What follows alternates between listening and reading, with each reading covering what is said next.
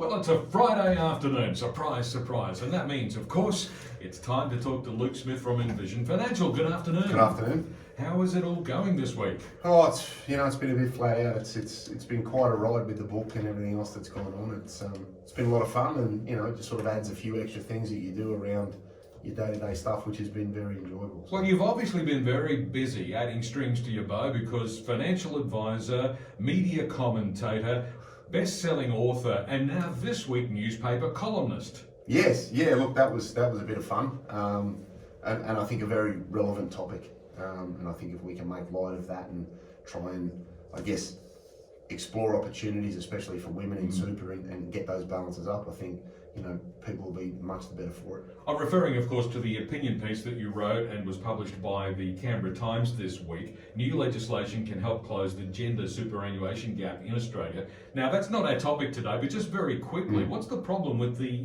gender gap with superannuation? Well, I think, traditionally, and I say traditionally, mums have spent more time out of the workforce caring for children, and I think things need to be done and to help them get superannuation in and maximise their ability to build superannuation assets whilst they're pursuing their careers post having kids or even during having kids. And we've got the catch-up legislation which was introduced, which is absolutely fantastic. And if they called that, and again, general comment here, if they called that the mum concession or something like that, I think more people would know about it. I think it's very underutilised, and we've talked about it on previous shows where you can use cap space that you have available to you for a maximum of 5 years, which is great for, again, general comment, mums that have come back from the workforce and have now got back into the full swing of their career and can add additional monies into superannuation. And I think it would be great to be able to extend that legislation and make more opportunities available for people that do that, mums and dads, and allow them to recoup or build their asset base, because it's a significant time in your life, and it's also important to be able to continue to build things in relation to retirement going forward. So I think more could be done there, and it'd be great if the government sort of addressed that. And if you'd like to read the article, I'm sure you can still search it on the Canberra Times website, and it's well worth having a look at. But today's topic is the age-old question: are all accountants the same? Now, I know the joke goes that all accountants are boring, but that's simply not true. Some of them are very funny. They are. Yeah, look, and I think like anything in life, finding the right accountant, it's very topical at the moment because 30 June's fast approaching, and your situation then really dictates the type of accountant that you need. And I guess I wanted to throw this one up today because they're not all the same. And the what you've said before is again, general comment, vastly true. But there are some out there that are quite dynamic. So I guess we can't tar all of them with the same brush. But I guess the real important thing here is, how do they differ? What people need to keep in mind is accountants, and I use this analogy with super funds. Accountants are a lot like cars. You don't buy a Ferrari to deliver bread.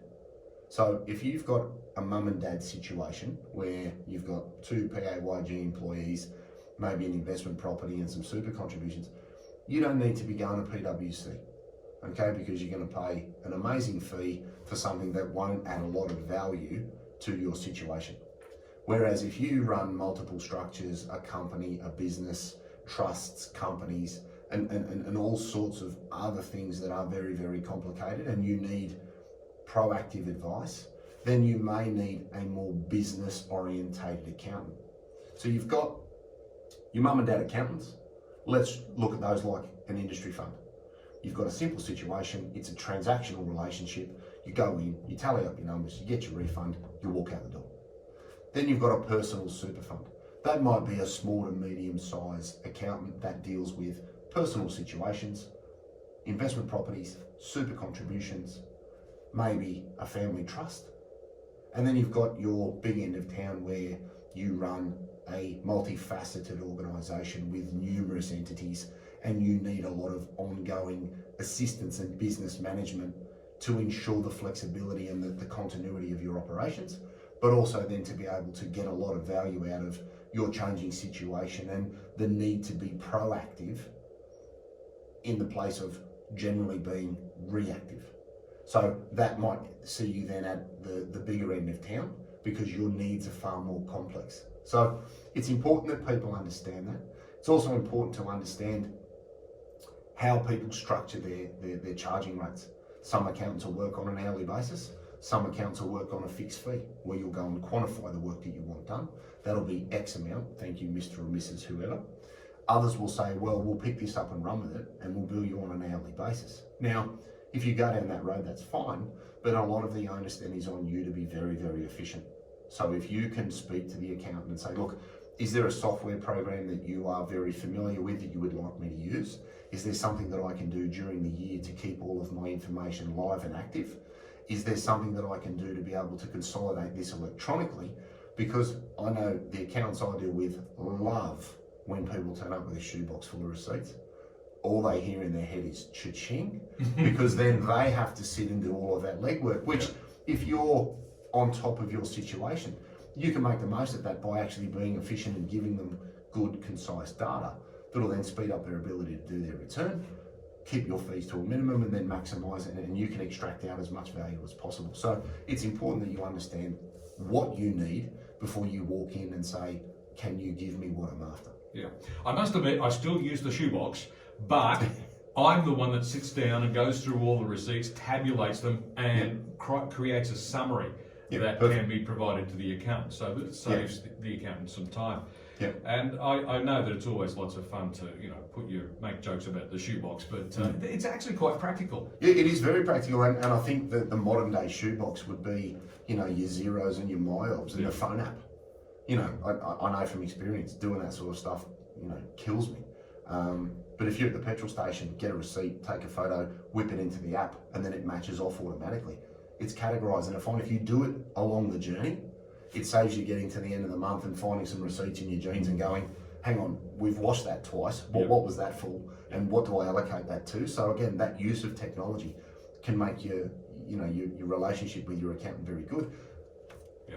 Now you've indicated that accountants are in some respects a lot like lawyers in that they can be specialists in particular fields. Yes. Some lawyers are criminal lawyers, some are compensation lawyers, some are real estate lawyers. So with accountants, what sort of different specialties might you be looking at? Yeah, so again, you've got your mum and dad scenario where you have a transaction-based relationship. Then you'd have your small to medium enterprise where they would then deal with, investments, properties, companies, distributions, the accumulation of investment portfolios, maximising franking credits and super contributions. And I think that is a space where the vast majority of the public will fall into as more and more people build out their investment profile, regardless of the asset base that they use.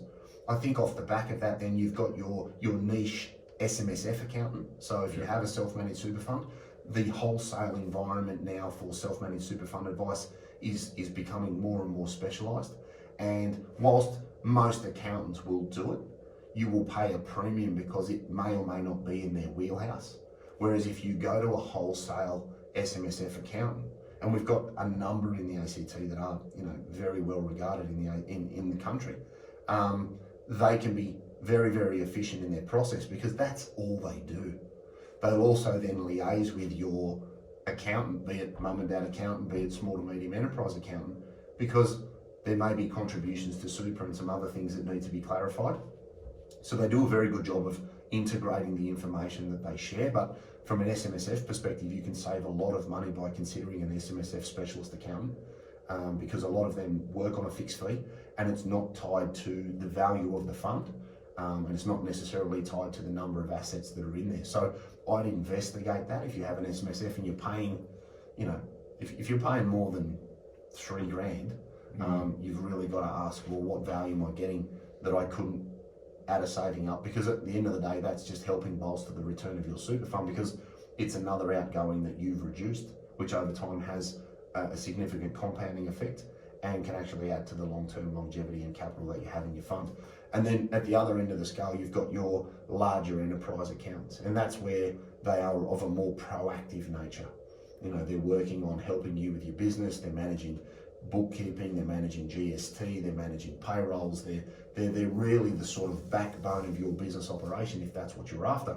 And they would work in conjunction with a CFO, a chief financial officer, or somebody in the business that takes care of that ongoing administration function, making super contributions and the like. So knowing what you need and then looking at the type of accountant that you're after is really important because, you know, as I said before, to buy a Ferrari to deliver bread, whilst you can, it's a very expensive petrol bill, and it may not be getting you all the value that you're after. Indeed. So what should people consider when shopping around for a new accountant? Yeah, so I think the first thing is the relationship. You know, I think if you found a boring one, again, general comment. No. Boring is good. Boring is good. It means they're serious people. And, you know, if you're getting bored, it means nothing bad is happening. Well, that's right. And I think, look, for me, it's about finding people that can think outside the box. Because it's not about tax evasion. It's more about tax minimisation and being proactive. And whether it's the accounting side of the world or the financial planning side of the world, if you can avoid a wish I knew that, I wish someone had told me, you mean I could have? I think having information at your fingertips is important because you also want to find an accountant that's aware of your industry. Okay, we work in a vast array of worlds at the moment. And if you are in construction, if you're in IT, if you're in sport, if you're in IT and cyber and crypto and all that other sexy stuff, work with an accountant that understands your field because there will be specific considerations and strategies that they may be aware of that another accountant may not have been exposed to. So when you're asking, well, you know, what sort of work do you guys do? Find out that they're across your field in particular. Speak about the structure of the billing. Is it fixed fee? Is it time? What do you expect me to do? What are you going to do? Also then go on and say, well, do you provide different functions? You know, you might need an accountant, but you also may need somebody to do the BAS in your business. You know, can you do that for me? Do you have bookkeeping that we can use, or do you have somebody you can refer me to? Do you have this? Do you have that? So if you need to outsource things for efficiency, go to an accountant and ask the questions around, well, what other services do you offer? Because then you know that if you need to extend or blow out what you need from them because your business continues to evolve or your investment needs continue to evolve, then have somebody that can grow with you as opposed to you outgrowing your accountant because they don't have the time or the skill set in your particular field. And then I think really go with somebody that you get along with because as your situation in life evolves, as your business evolves, as your trust evolves, as you buy your 5th or 6th investment property, and then negatively gear something, make some super contributions, have a family trust, make distributions to a company. You need somebody that can evolve with you and become, I guess, mates. Mm-hmm. I've often found that with providers that I've used that you spend that much time and you have so much trust in them that you build up over time that they become part of a social network. And if you couldn't see yourself, you know, sitting down and having beers with the individual that you're dealing with, you sort of go, well, we're going to be together for quite a while. It's a professional marriage in a way. Yeah. So you want to make sure that you've got someone there that sort of speaks your language and thinks like you do. Well, it certainly would be awkward if you actively disliked each other. That just wouldn't work at all, would it? Yeah, no. And I think you also need somebody that's got the backbone to say no. Yeah. You don't want to engage somebody that's just going to say yes because they're there as a sounding board. They're there as a protection mechanism. So have somebody that has the backbone to say no and will stand up to you because if somebody's just going to cave and let you do whatever you want, that may not actually be to your advantage. Luke Smith from Envision Financial is with me in the studio. Today we're talking about the age-old question, are all accountants the same? Well, actually, no, they're not. We'll be back with more in just a moment.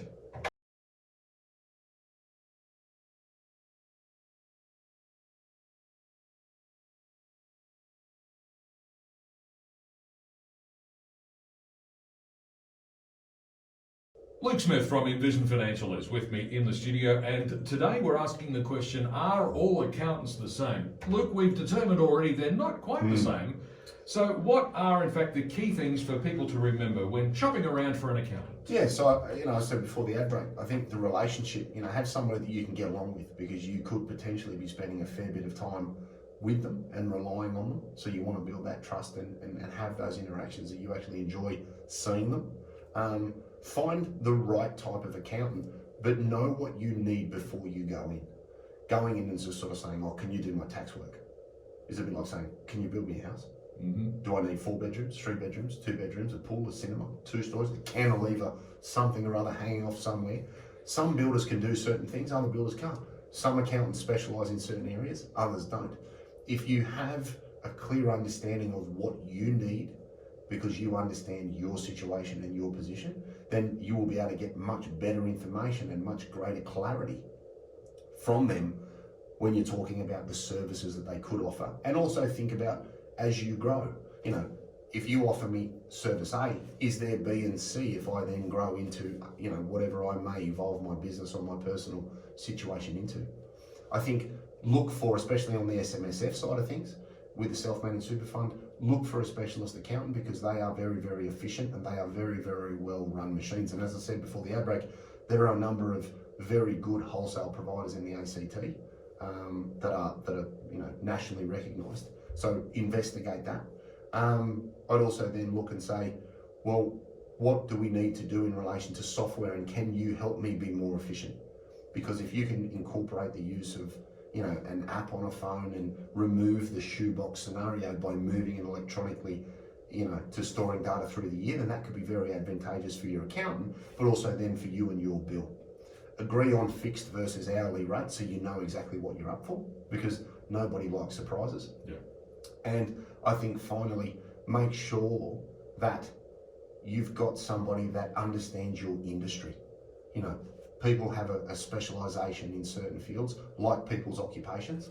There are niche strategies that are going to be applicable to a building industry, to athletes, to the IT, to crypto and cyber, to any facet of the, you know, the working environment that you may be exposed to. So make sure they're across all of that and they have a lot of experience in your particular field, because you don't want to be a test pilot for them to learn how to do things along the way, because again, less time, less cost, greater value, greater relationship. It's not all about what you spend, because I think some of the value that you get from third-party providers like accountants can't be quantified in a fee.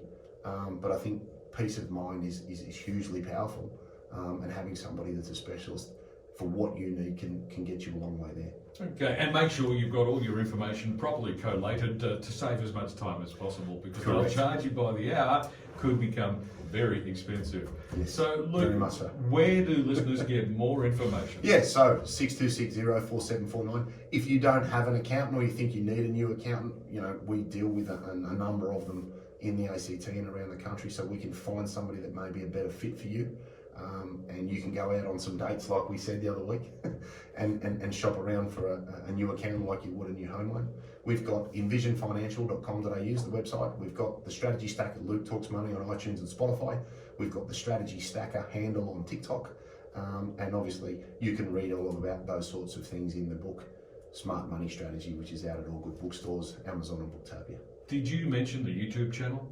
I did mention the YouTube channel, Envision I missed Financial. it. There you go. There we go.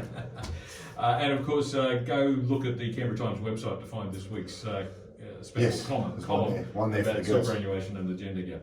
Luke, thanks very much. Mate, pleasure. We'll see you next week. And we'll catch you next Friday afternoon when Luke Smith comes back into the studio once again to talk financial matters right here on 2CC.